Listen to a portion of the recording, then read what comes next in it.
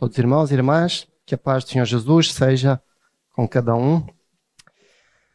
Agradeço aos jovens a oportunidade, mais uma vez, que me deram, embora muito estranho, sendo eu professor da classe dos jovens, que por esta altura eles não estejam já fartos de me ouvir, mas é aquilo que temos. E, como foi mencionado, já hoje nós vamos abordar mais um dos pilares da Reforma, um dos 5 pilares da Reforma, desta vez sola fide, ou somente a fé. Eu confesso que é um tema complicado pela largura daquilo que implica a fé. Como foi orado, na Bíblia nós encontramos vários exemplos de fé, e eu atrevo-me a dizer que não há porventura um único livro da Bíblia que não aborde direto ou indiretamente este tema da fé. E daí um pouco a minha dificuldade em conseguir abordá-lo e resumi-lo no pouco tempo que temos. Mas o foco deste tema e o foco de hoje é porque é que a fé foi tão importante neste contexto da Reforma. Porque é que ela acabou por tornar-se um dos pilares da Reforma protestante. Então, com isso em mente, eu quero convidar os irmãos a abrirem comigo as vossas Bíblias na carta de Paulo aos Romanos, capítulo 1, e nós vamos ler os versículos 16 e 17. Carta de Paulo aos Romanos, capítulo 1, versículos 16 e 17. E diz assim o apóstolo Paulo, ó Deus, através do apóstolo Paulo: porque não me envergonho do evangelho de Cristo, pois é o poder de Deus para a salvação de todo aquele que crê, primeiro do judeu e também do grego. Porque nele se descobre a justiça de Deus, de fé em fé, como está escrito, mas o justo viverá da fé. Vamos orar? Senhor Jesus, muito obrigado por este momento, por estarmos aqui e por esta oportunidade que temos neste mês de celebrarmos a Reforma Protestante, não a nossa origem como igreja, porque essa está em Cristo, mas esse momento tão marcante na vida da igreja e que justifica porque é que estamos hoje aqui e porque somos aquilo que somos e porque cremos naquilo que cremos. E por isso, ó Pai, nós pedimos que o Teu Espírito Santo venha estar presente neste lugar para tocar nos nossos corações e para falar a cada um conforme a Tua vontade. Assim nós oramos, em nome de Jesus Cristo. Amém. Há mais de 20 anos atrás, estava eu, como muitos jovens hoje, no meio do meu curso universitário. Para aqueles que não sabem, era arquitetura. O curso de arquitetura não é um curso particularmente difícil, mas é um curso que tem um volume de trabalho significativo. E isso frequentemente me obrigava a fazer algumas diretas quando o prazo para entregar alguns trabalhos estava a chegar perto do fim.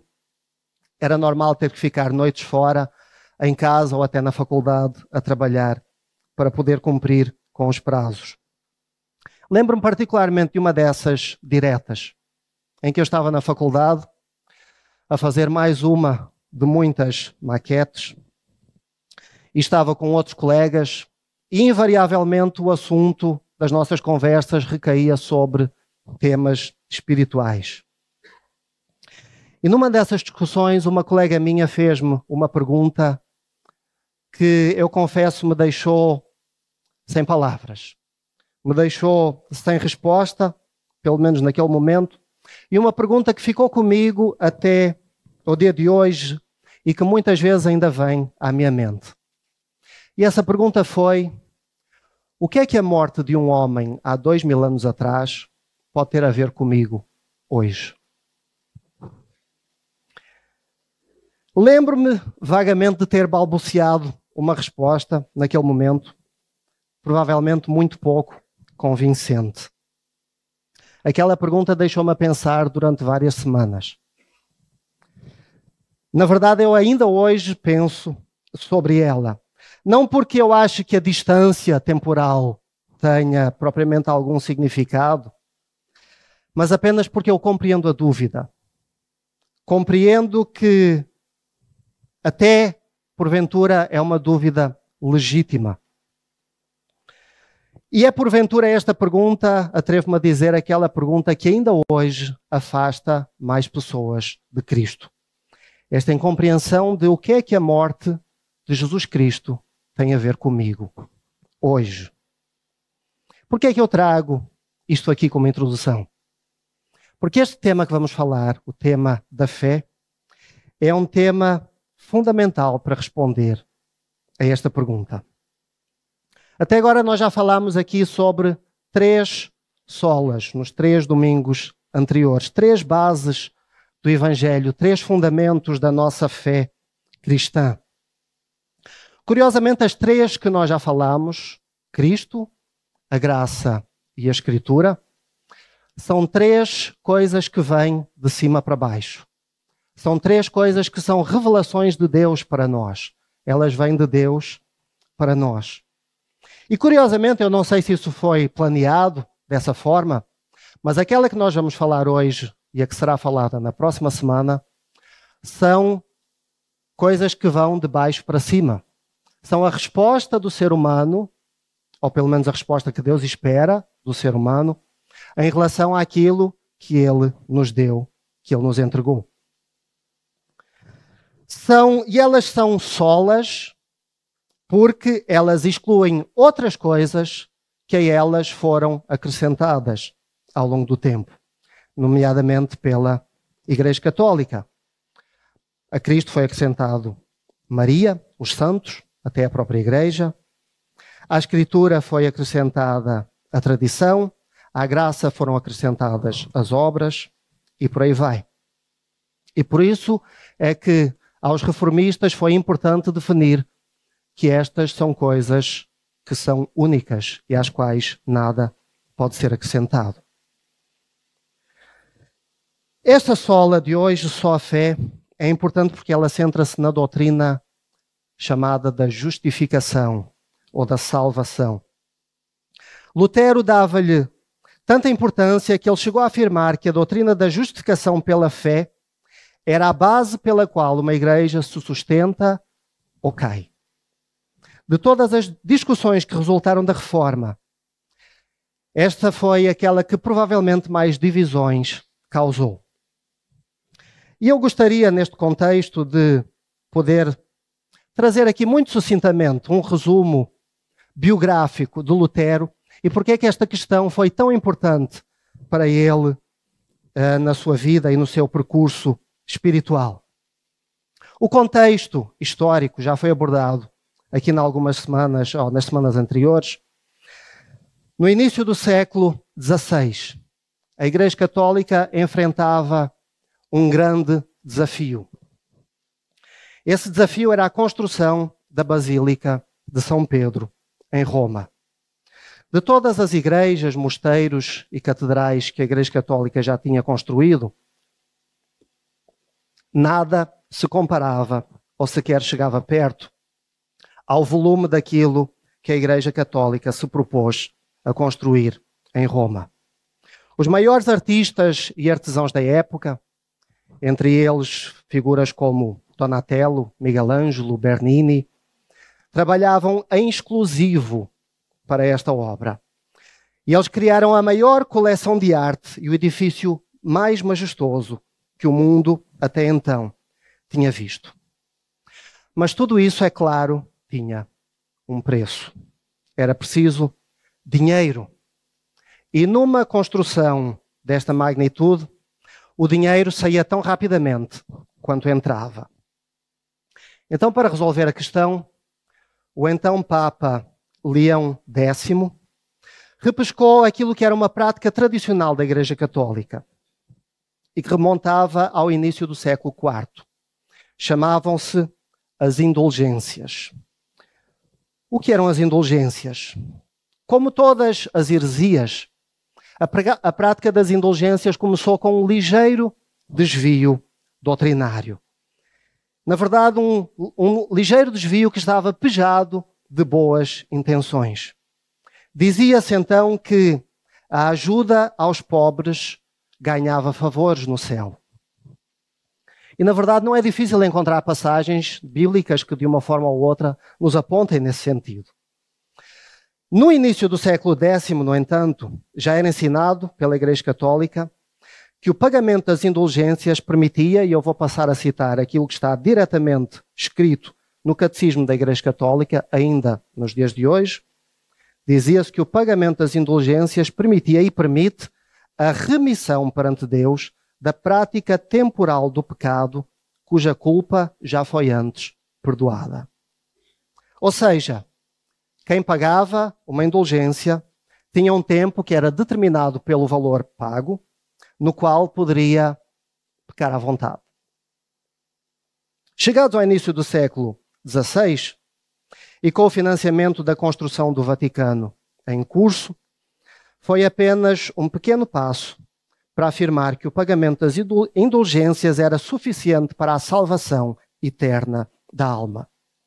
Diziam então os vendedores de indulgências que quando a moeda batia no fundo do cofre, a alma passava do purgatório para o céu. Foi neste contexto que viveu Martim Lutero. O pai de Lutero desejava que o seu filho tivesse sido um advogado. Enviou-o para as melhores escolas da época. E aos 17 anos, na verdade, Lutero entrou para a escola de Direito. Mas abandonou-a quase imediatamente. Então ele decidiu estudar filosofia. Mas rapidamente também chegou à conclusão que a filosofia era insatisfatória. E já na altura, Lutero afirmava que à filosofia humana faltava inspiração divina. Mas o dia 2 de julho do ano de 1505 foi um dia marcante na vida de Lutero. Montado no seu cavalo, a caminho da universidade, um raio caiu a poucos metros de onde ele passava. Ao que se consta, ele terá exclamado no imediato: "Valha-me Santa Ana, se eu sobreviver, eu serei um monge para o resto da minha vida." Essa experiência de quase morte deixou Lutero profundamente refletivo sobre o estado da sua alma. Nos 15 dias seguintes, ele conversou com seus amigos, familiares, a respeito do medo que ele tinha sobre a morte e sobre o inferno e sobre o julgamento divino. Até que finalmente, a 17 de julho, 15 dias depois, alistava-se como monte no mosteiro agostiniano de Erfurt, para a fúria do seu pai, que considerava ter desperdiçado no seu filho uma boa educação. 2 anos depois, no ano de 1507, Lutero era consagrado ao sacerdócio. Nesse período, a vida de Lutero era consagrada ao jejum, à oração, à peregrinação, às boas ações, ao estudo da doutrina e à confissão dos pecados. No entanto, nada ocupava mais os seus pensamentos do que a questão sobre a salvação da sua alma. E o medo do inferno ainda pairava sobre ele. Por causa disso, Lutero passava dias inteiros em jejum. Mas ainda assim, sentia que era insuficiente. Ele confessava-se diariamente. E muitas vezes mais do que uma vez ao dia. Porque ele confessava até a mínima das coisas. Até um ponto em que, segundo se diz, o próprio padre que ouvia as suas confissões chegou ao ponto de expulsá-lo do confessionário, dizendo que deveria voltar apenas quando tivesse cometido algum pecado de jeito. Ele peregrinou até Roma, onde, na grande escadaria da famosa igreja de San Giovanni Laterano, ele subiu essa escadaria de joelhos, como era costume da época, tendo chegado lá acima com os seus joelhos ensanguentados, porque se dizia, e ainda hoje se diz, e é uma prática ainda hoje corrente, que por cada degrau subido em joelhos, um pecado era perdoado. Mas isso também não trouxe paz ao seu coração. O dinheiro que tinha era maioritariamente consagrado ao pagamento das indulgências. Mas a paz que estas lhe traziam, outra vez, eram apenas momentâneas. O seu superior monástico, preocupado com a sua extrema introspeção e vendo que Lutero estava a caminho de uma depressão profunda, no intuito de ocupar a sua mente com outros temas, ordenou-lhe que seguisse uma carreira académica. E é então, no ano de 1508, que Lutero chega à cidade de Wittenberg, onde estava localizada a melhor universidade teológica da Alemanha. Em apenas 4 anos, Lutero passou de aluno a professor. Apesar de estar mais ocupado, Lutero continuou preocupado com o mesmo tema, a salvação eterna da sua alma. Ele refugiou-se nos seus estudos e a maioria daquilo que ele lia vinha diretamente de Roma. Estudou os dogmas, as doutrinas, os decretos papais, até que num dia, em 1517, imerso em livros na imensa biblioteca da Universidade de Wittenberg, ele encontrou um rolo que nunca tinha visto antes. Chamava-se Carta de Paulo aos Romanos. E é então, à luz de velas, que Lutero lê: o justo viverá pela fé. Nos dias seguintes, Lutero não leu outra coisa. Chegado ao fim da carta, ele voltava ao seu início. Nada mais ocupava os seus pensamentos do que a meditação sobre aqueles 16 capítulos escritos 15 séculos antes. Ao contrário de tudo o que tinha lido até então em vão, ao contrário de tudo aquilo que ele tinha feito até então, procurado como resposta para a perturbação da sua alma, aquelas palavras faziam sentido. Mas então Lutero começou um outro tipo de estudo. Um estudo de comparação entre aquilo que Paulo escreveu na carta aos Romanos e aquilo que vinha de Roma. E, lamentavelmente, ele concluiu que uma coisa não batia com a outra.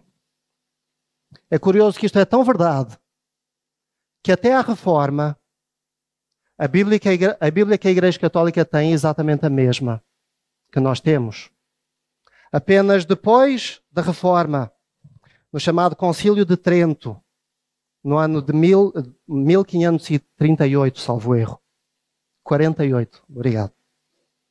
No ano de 1548 é que a Igreja Católica adicionou à sua Bíblia os chamados livros apócrifos, e não apenas isso, também decretou que a tradição tinha o mesmo valor que a Bíblia, que as Escrituras. Tudo isso foi feito em resposta à Reforma. E tudo isso foi feito em resposta à Reforma porque na Bíblia eles não conseguiam rebater os argumentos dos reformistas.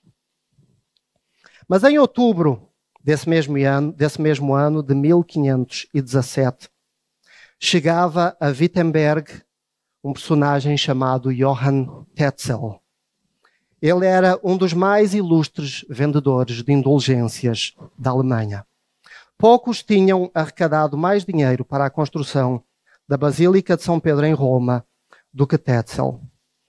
E então, na maior praça de Wittenberg, rodeado de multidões para ouvir Tetzel vender o seu produto, ali estava também Lutero. E ainda com as palavras de Romanos ecoar forte na sua mente, na sua alma e no seu coração, enquanto as multidões se dirigiam para o cofre. Sempre que uma moeda batia no fundo do cofre, era uma gota d'água que enchia o copo da revolta de Lutero. Era demais e Lutero tinha que tomar uma posição. Foi então que a 31 de outubro de 1517 acontece porventura um dos momentos mais marcantes da história da Igreja, se não da própria humanidade. Martinho Lutero resume e escreve os seus pensamentos em 95 teses e afixa-as na porta da Igreja em Wittenberg. Para aqueles que ainda não leram as 95 teses, eu gostaria de fazer um pequeno resumo apenas para termos uma ideia daquilo que Lutero escreveu Na verdade, as suas teses, cada uma destas 95 teses, pode parecer muito, mas elas não são mais do que uma ou duas palavras cada uma delas. Tudo se resume em 2 ou 3 páginas e lê-se facilmente em 10 minutos. Mas eu gostaria de salientar e resumir as mais relevantes. Algumas delas não são exatamente aquilo que ele escreveu, mas são um resumo apenas por uma questão de tempo. Mas diz assim, primeira tese, dizendo Nosso Senhor e Mestre Jesus Cristo, arrependei-vos, certamente quer que toda a vida dos seus crentes na terra seja um contínuo arrependimento. Terceiro, o arrependimento interno só é verdadeiro quando produz modificações na carne. Sexta, o Papa não pode perdoar dívida se não declarar e confirmar o que já foi perdoado por Deus. Décima, são tolos os sacerdotes que impõem penitências para a salvação. 19ª, não foi provado que as almas no purgatório se encontram em condições de salvação. 21, por isso erram os apregadores de indulgências ao afirmarem ao afirmarem ser o homem perdoado de todas as penas. 24, se a maioria do povo é enganada com promessas de indistinto perdão. 26, é falso que o Papa tenha as chaves do perdão. 28, no momento em que a moeda cai no cofre, apenas cresce o amor ao lucro e ao dinheiro. 32, irão para o diabo aqueles que julgam ter a certeza da sua salvação mediante o pagamento de indulgências. 36, todo cristão que se arrepende verdadeiramente sente pesar pelos seus pecados e tem o pleno perdão da sua dívida sem a necessidade de indulgência. 45, aquele que vendo o seu próximo padecer necessidade, gasta o seu dinheiro em indulgências, provoca a ira de Deus. 48, o Papa precisa mais de oração do que dinheiro. Foi forte esta.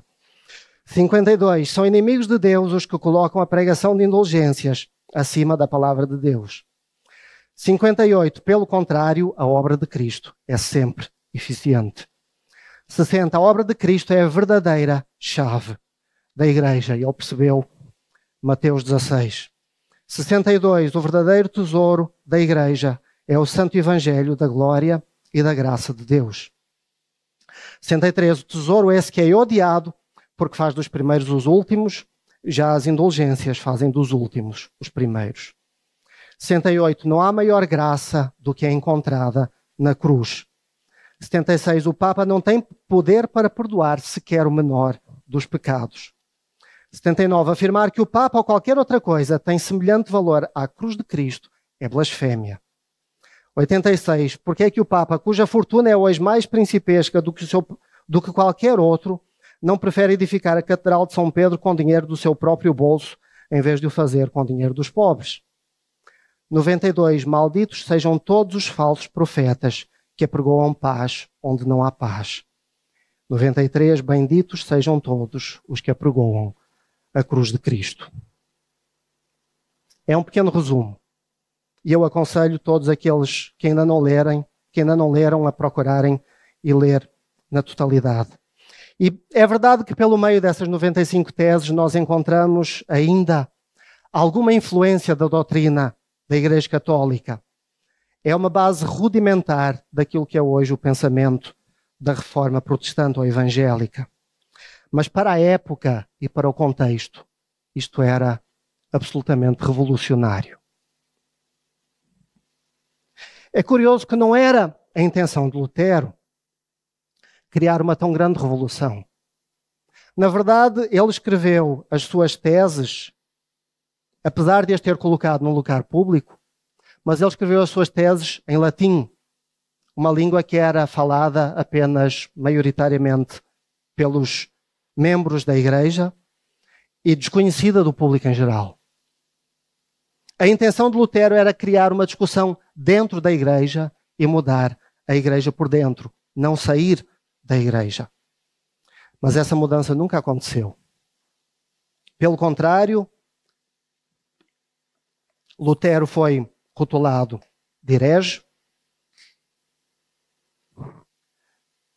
foi intimado a negar aquilo que ele próprio tinha escrito, o que ele rejeitou a fazer, Por causa disso, ele foi excomungado pelo Papa. Mas, sem o conhecimento de Lutero e sem a permissão de Lutero, o que aconteceu foi que alguns dos seus alunos pegaram naquelas 95 teses escritas em latim e traduziram para alemão. E em poucas semanas, a Alemanha estava contagiada por aquilo que Lutero escreveu. A verdade não podia ser controlada, abafada ou escondida. E é curioso também que, enquanto isto acontecia na Alemanha, movimentos semelhantes pipocavam por toda a Europa.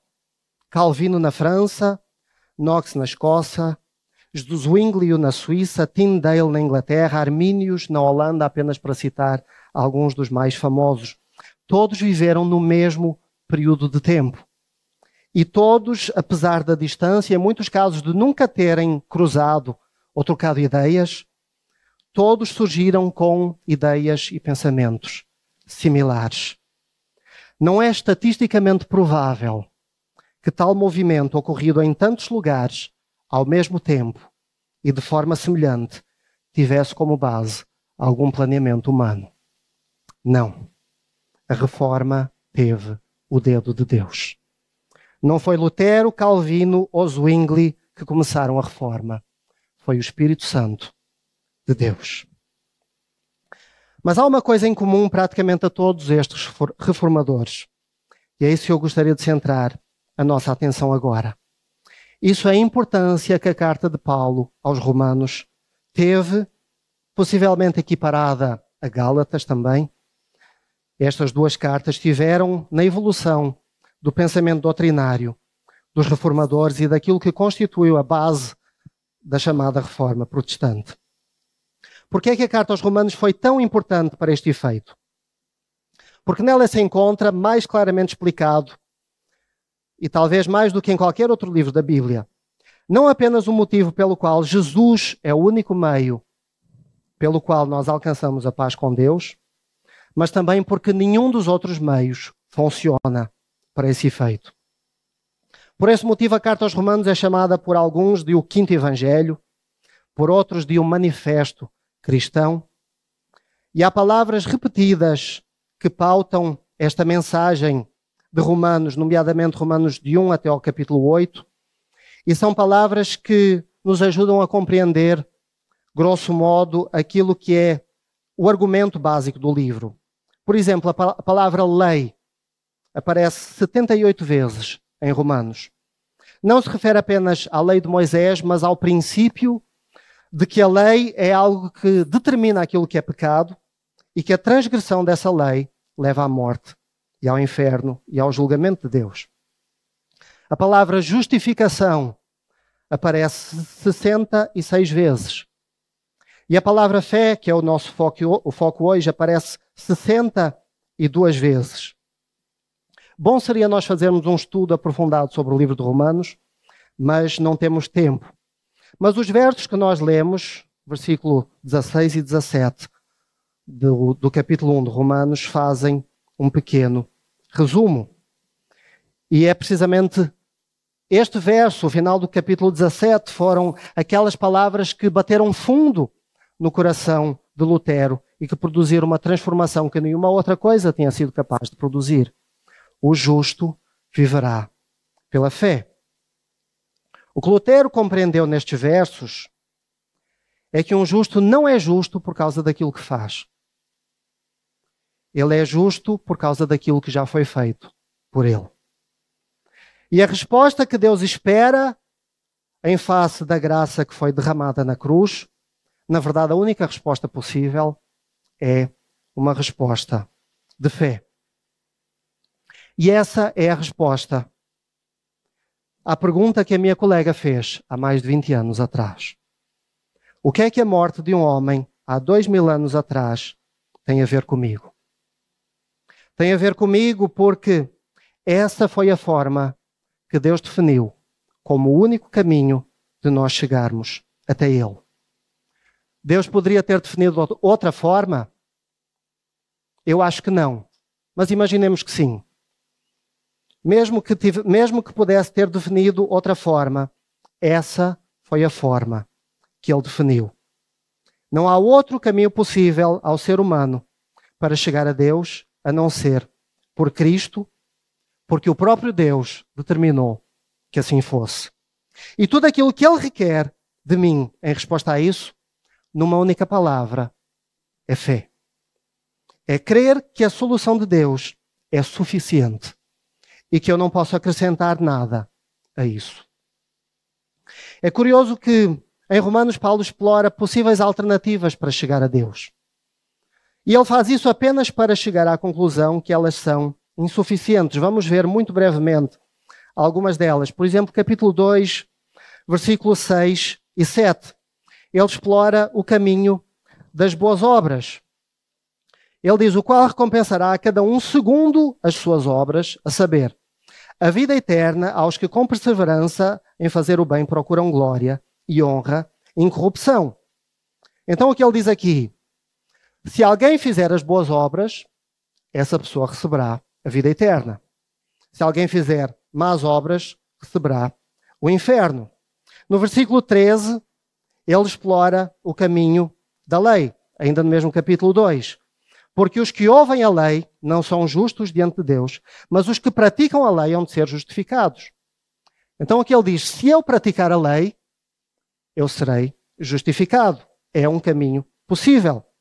No versículo 25, ele explora o caminho dos rituais ou da religião, aqui representado por uma prática dos judeus que era chamada da circuncisão. Versículo 25 até, ou melhor, só o 25.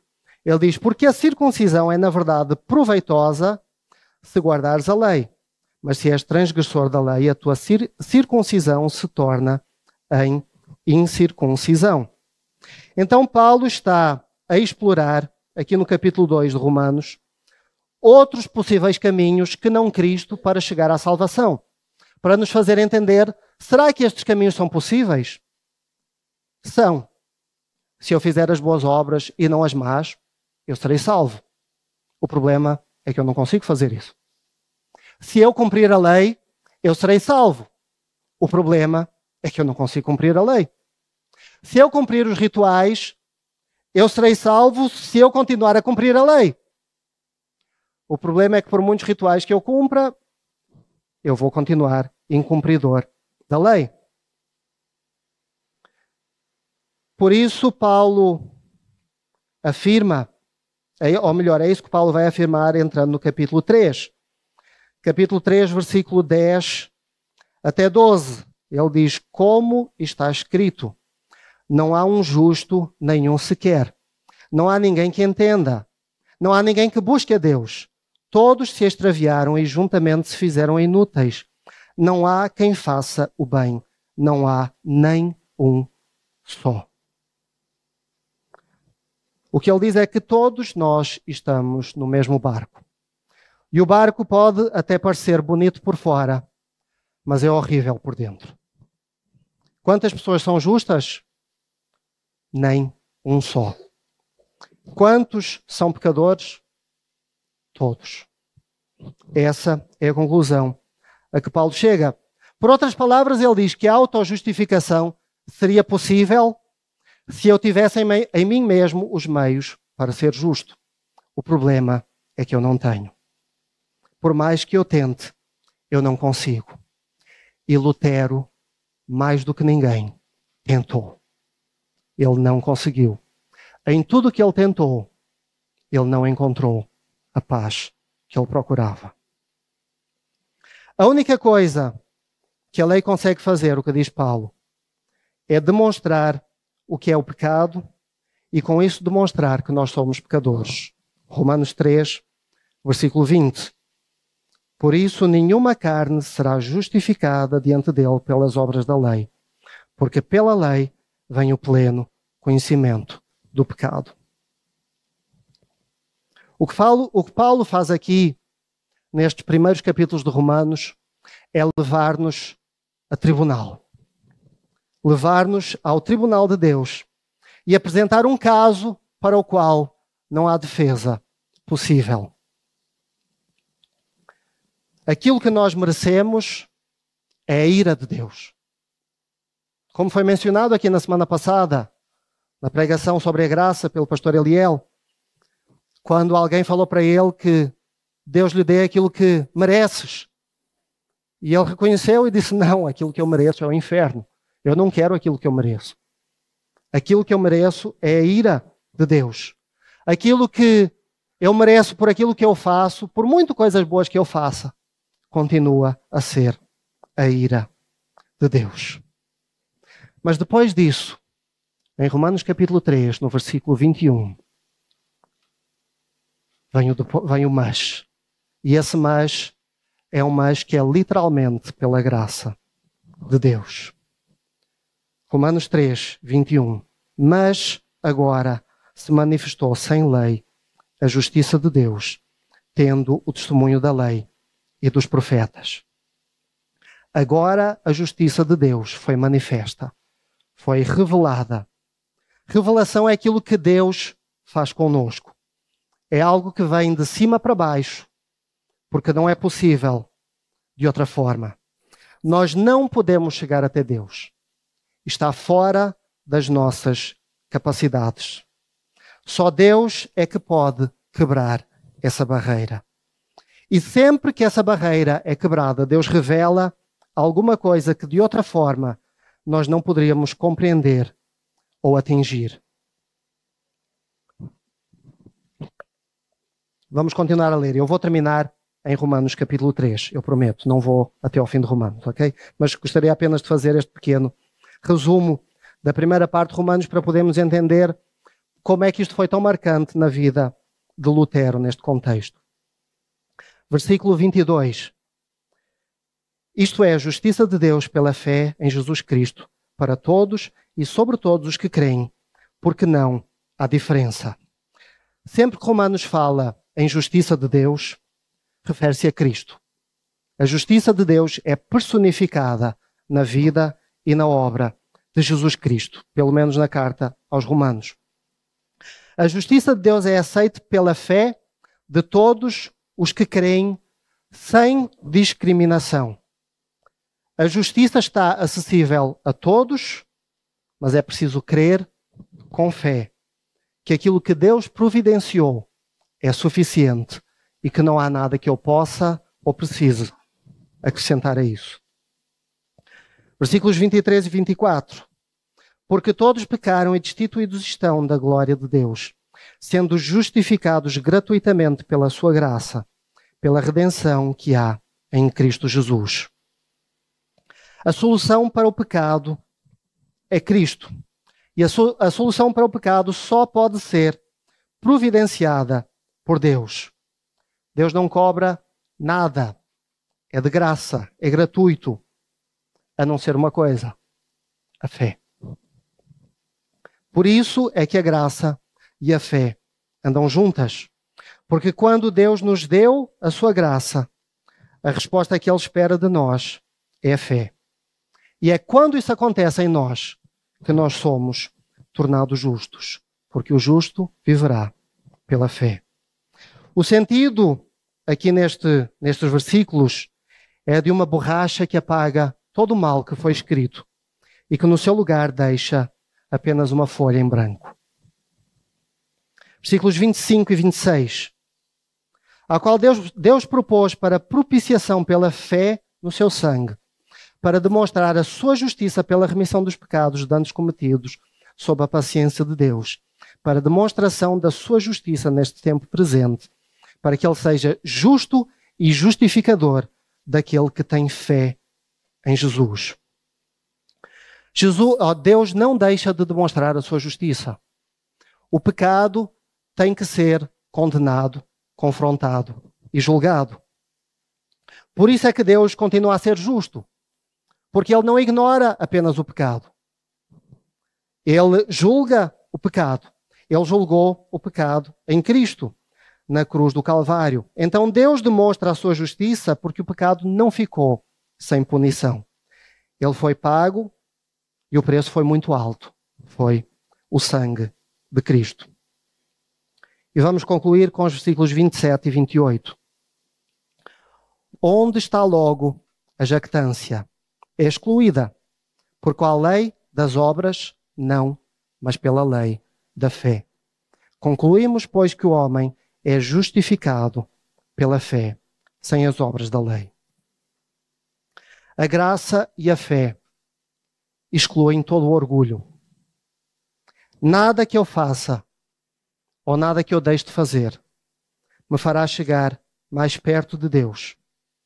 Não há um nível de bondade suficiente para alcançar de Deus favor. Nem há homem rico o suficiente que possa comprar o seu lugar no céu. O que Deus propôs, e a única forma de chegar até Ele, foi a salvação pela graça, por meio da fé em Cristo Jesus.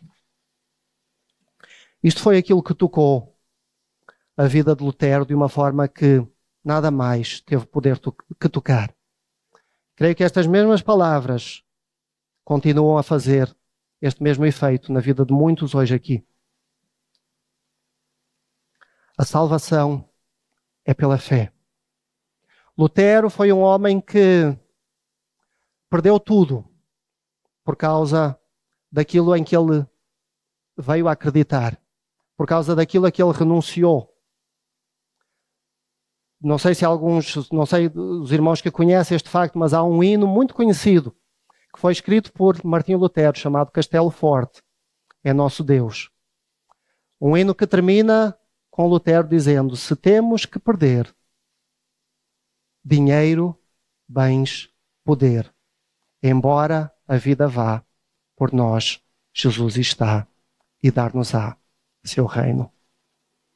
Que essa seja o nosso sentimento em Cristo Jesus. Amém.